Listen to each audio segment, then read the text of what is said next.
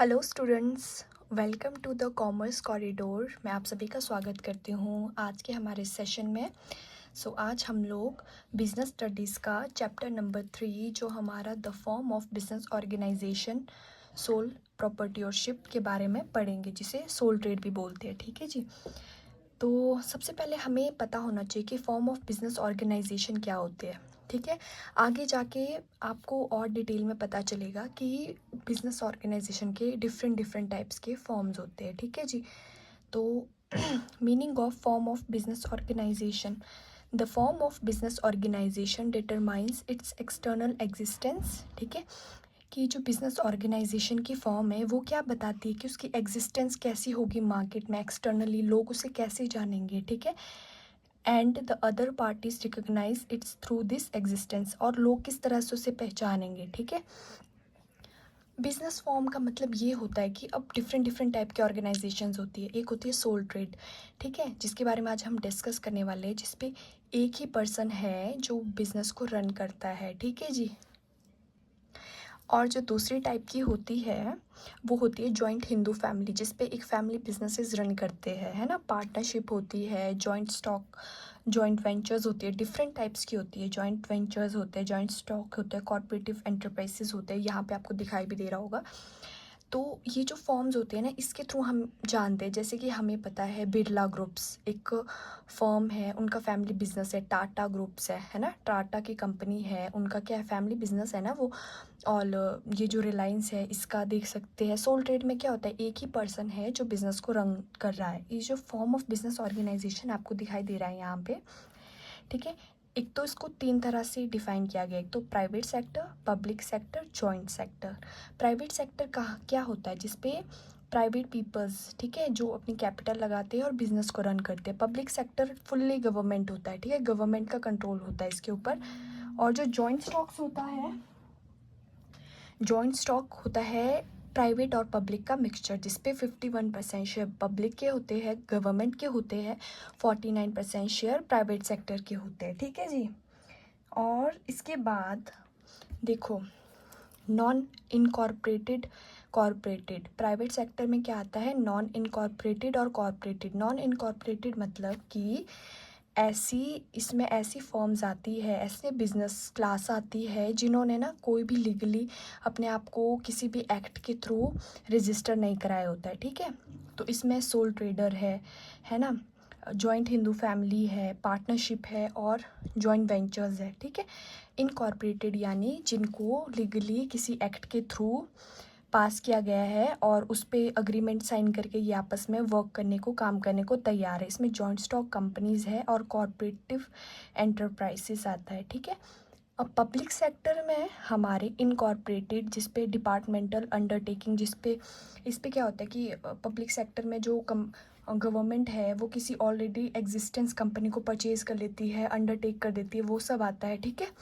और इनकॉर्पोरेटेड जिस पे हम पब्लिक कॉरपोरेशंस आते हैं, ठीक है, जिनका मतलब वो होता है, रजिस्ट्रेशन किया होता है, गवर्नमेंट कंपनीज जिनका ऑलरेडी रजिस्ट्रेशन होता है। ठीक है, इन सभी के एक्ट्स है जो आगे हम लोग पढ़ेंगे। जॉइंट स्टॉक कंपनी बोलो आप, गवर्नमेंट कंपनीज बोलो, इन सब के एक्ट्स है जो हम फर्दर सेशंस में पढ़ेंगे।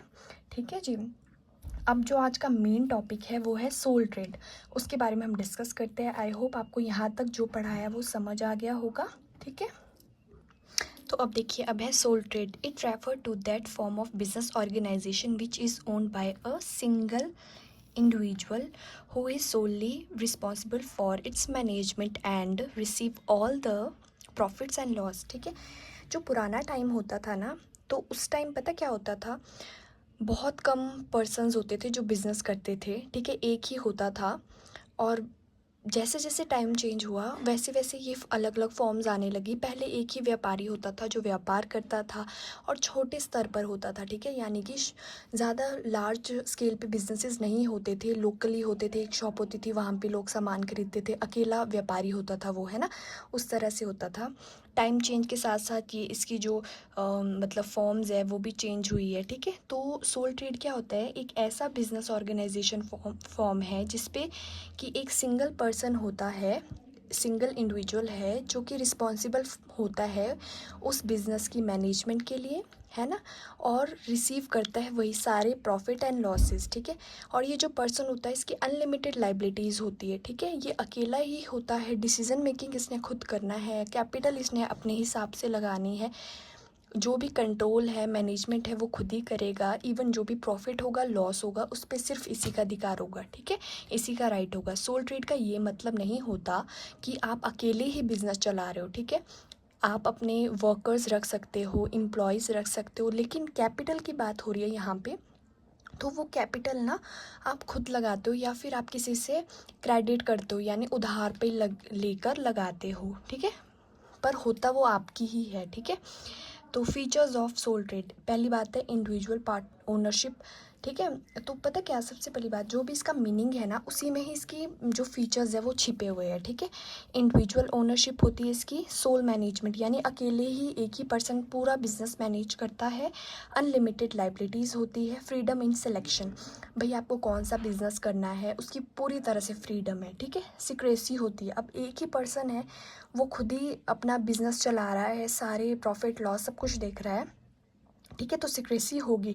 अनडिवाइडेड रिस्क, मतलब रिस्क बहुत ज़्यादा होता है इस पर, ठीक है। अकेले ही उस पर्सन ने अपनी कैपिटल लगाई है तो रिस्क भी अनडिवाइडेड ही होगा, ठीक है। जैसे वो प्रॉफिट किसी के साथ शेयर नहीं कर सकता, उसी तरह वो रिस्क भी किसी के साथ शेयर नहीं करेगा, ठीक है। आई होप आपको समझ आ गया हो। सोल ट्रेड बस इतना याद रखिए कि अकेला पर्सन जो है वो अपना बिजनेस रन करता है, ठीक है। कैपिटल वो खुद लगाता है, प्रॉफिट सब खुद देखता है, लॉसेस खुद देखता है, और रिस्क को भी खुद मैनेज करता है, अनलिमिटेड लाइबिलिटीज़ होती है उसकी, ठीक है जी। उसके बाद हम जो इसका एक और टॉपिक है वो है मेरिट्स एंड लिमिटेशंस का, ठीक है। तो सबसे पहली बात है, आप अकेले ओनर हो, ठीक है, अकेले आप बिजनेस चला रहे हो, तो क्विक डिसीजन होगा, बेनिफिट ऑफ सीक्रेसी, ठीक है। आप क्या चेंज करना चाह रहे हो, क्या इनोवेशन क्रिएटिविटी लेकर आ रहे हो, किसी और को नहीं पता चलेगा, वो आप तक ही है, ठीक है। कोई आपका पार्टनर नहीं है, ना किसी फर्म में हो आप, ये सब आपके ऊपर ही डिपेंड करता है, ठीक है।